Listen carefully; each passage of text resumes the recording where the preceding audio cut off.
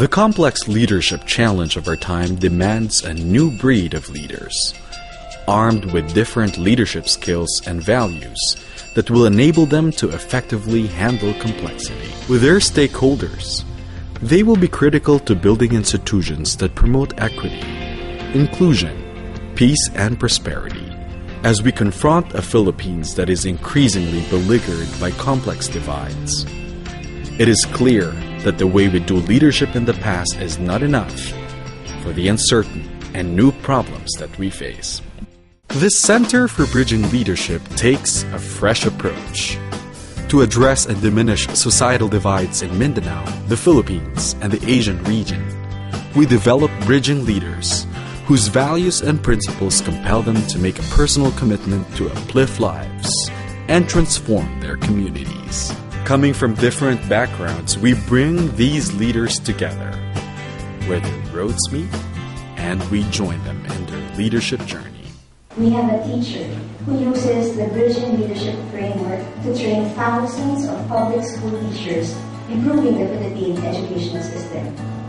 We have a lieutenant general in the army who has taught his troops that there is an alternative to armed struggle.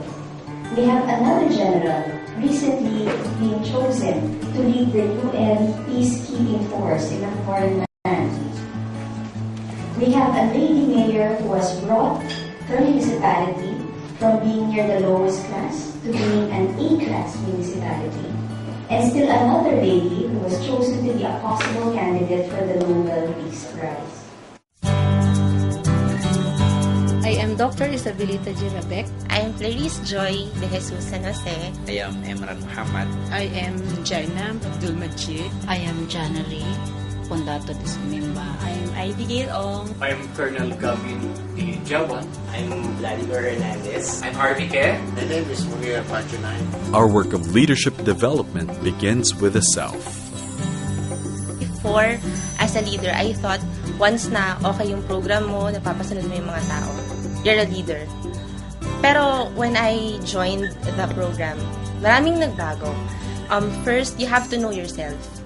You have to know your values kasi yan pala yung nagdidictate sa'yo. Yun yung nag-govern sa mga decisions mo. And your relationships with people. Emphasizing self-awareness and a clear focus on one's direction, we help the bridging leader identify an issue that compels him or her to act. My concern has always been to bridge the gap between and among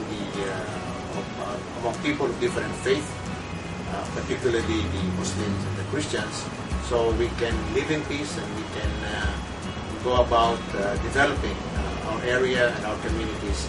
That is my vocation and that is my advocacy in Mindanao. Yung work namin sa CFSI is very community-based.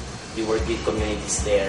And one of the things na nakita ko nung working with them is yung problem ng education ng mga kabataan doon na naapektuhan ng armed conflict.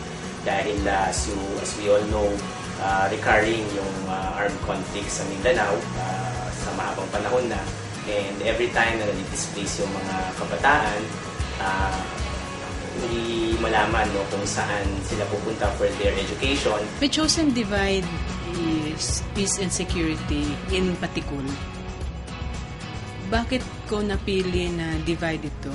Is because ito po yung naging hindrance sa development sa Sulu. Having identified the problem and owning the responsibility to address it, the bridging leader invites other stakeholders in a process of dialogue and engagement that promotes trust. Together, they arrive at a common vision and a collective response to the situation. This vision becomes the societal outcome aspired for by everyone. Instead of having one community organizer, I can now easily call the barangay captain. For example, we have conducted a barangay development summit.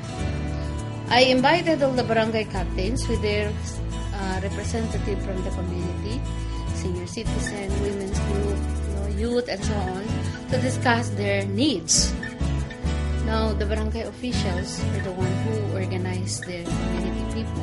With the help of BL, I was successful in coming up with a core group na galing doon sa LGU. We engaged them into dialogue, we engaged them with all the trainings, the tools that are provided for me by the team, the bridging leadership. So in other words, yun yung unang accomplishment ko na, wow, I'm not the only one who's going to fight the battle. The stakeholders then adopt a social innovation that leads to the societal outcome and carries it out through new institutional arrangements. The framework we conceptualize in addressing the cultural divide that is redo is that we have also to use the traditional approaches the community used to have even during the time of their forefathers. That's why we lead to the re-establishment or strengthening of the community leaders and the council of elders. People submit their grievances to the council of elders, and the number of cases of redo has reduced tremendously. At the end of the day, it is about building blocks of trust.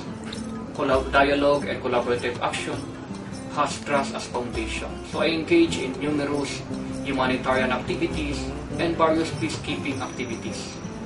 And I follow it is no longer fighting to win the war, but it is about winning the peace. Leadership is not merely a function of the mind. Rather, it is also intertwined with faith.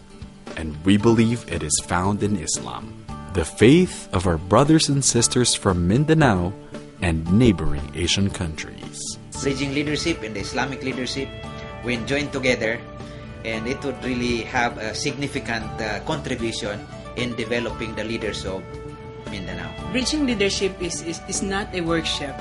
It's not even a capacity building per se. It's a journey that you embark on a community that you have chosen, that you establish deeper relationship with people. Ito yung pagkaiba na bridging leadership is a direct contact with people, with leaders, with the community, for them to see the change that you want them to see.